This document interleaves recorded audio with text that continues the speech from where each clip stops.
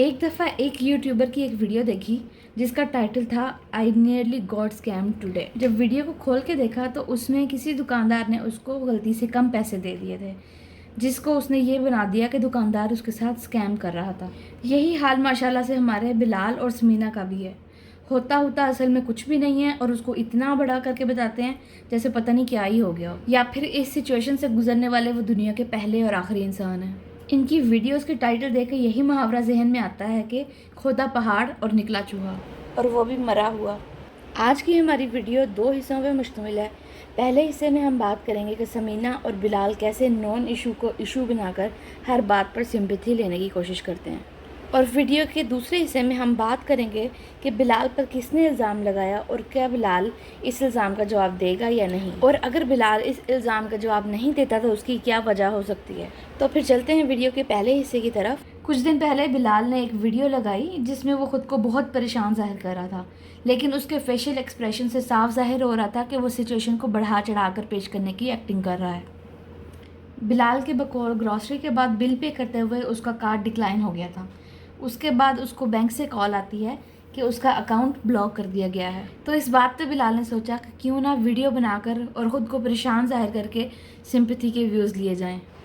बिलाल के बकौल उसके पास अकाउंट में यही कुछ पैसे थे जिससे उसने जर्मनी में खर्चा करना था जब तक जॉब ना मिल जाए, और वो नहीं चाहता था कि समीना के पैसे यूज़ करे।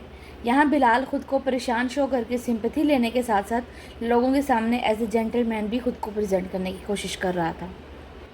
पहली बात तो ये है कि ये कोई इतनी बड़ी बात नहीं थी कि जिस पे इतना ज़्यादा ड्रामा किया जाता, और वैसे भी अगर आपको बैंक से कॉल आई भी है तो साथ उन्होंने रीज़न और उसका सोल्यूशन भी बताया होगा, या कम से कम ये ऐसी चीज़ है कि आप बैंक में जाकर अपना प्रॉब्लम बताओ तो वो सॉल्व कर देंगे।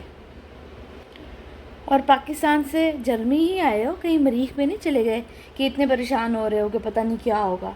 ऐसा तो कहीं भी नहीं हो सकता कि आपके अकाउंट में अमाउंट हो और वो अकाउंट ब्लॉक कर दें और आपके पैसे जो हैं वो आपको ना मिलें।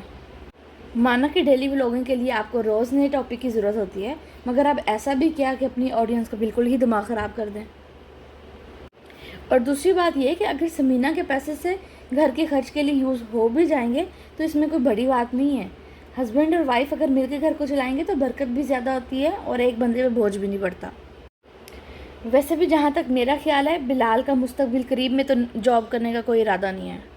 एक तो ये कि वो अपना यूट्यूब चैनल चला रहा है जो कि एक तरह से फुल टाइम जॉब है, और वैसे भी यूट्यूब चैनल से अच्छा खासा रेवेन्यू जनरेट हो रहा होगा। और जॉब करने के लिए लैंग्वेज सीखने की ज़रूरत है और लैंग्वेज सीखने में भी अच्छा खासा टाइम लग जाएगा। इसके अलावा ड्राइविंग क्लासेस और लाइसेंस लेने में भी कुछ महीने तो लग ही जाएंगे। अब आते हैं वीडियो के दूसरे हिस्से की तरफ, जिसमें हम बात करेंगे वुज़ ब्रदर्स और बिलाल की नई कंट्रोवर्सी के बारे में।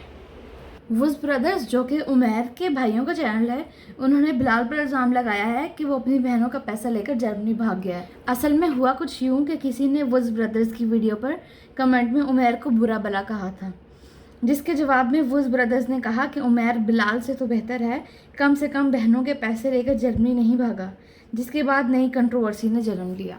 इसके जवाब में बिलाल के फैंस ने वुज़ ब्रदर्स को काफ़ी बुरे बुरे कमेंट करना शुरू कर दिए और साथ में अनसब्सक्राइब भी करना शुरू कर दिया। हो सकता है कि लोगों के बुरे बुरे कमेंट्स के जवाब में वुज़ ब्रदर्स ने गुस्से में आकर ये कह दिया हो, लेकिन साथ ही ये भी पॉसिबल है कि उन्होंने जो कहा हो वो ठीक हो। लेकिन बिलाल के फैंस कुछ भी सुनने को तैयार नहीं। बिलाल ने अभी तक खुद पर लगे इस इल्ज़ाम का जवाब नहीं दिया। हो सकता है कि इस इल्ज़ाम का जवाब देने के लिए बिलाल के पास अल्फाज ही ना हो, या फिर कुछ लोग तो कह रहे हैं कि हो सकता है बिलाल ने जवाब इसलिए नहीं दिया कि उसकी बहन आमना के ससुराल का मामला है। मगर मैं लोगों की इस बात से इत्तेफाक नहीं करती, क्योंकि जब पहले आमना, उमैर और बिलाल के दरमियान चैनल का इशू हुआ था तब भी बिलाल ने उमैर को जवाब दिया था, उसके खिलाफ पूरी वीडियो बनाई थी। बाद में जर्मनी जाने के बाद जब उमैर ने बिलाल के बारे में इंस्टा पर स्टोरी लगाई तो बिलाल ने उसका भी अच्छा खासा जवाब दिया था, जिसमें बिलाल ने ये कहा था कि वो कोई बच्चा नहीं है कि उसको समझाया जाए।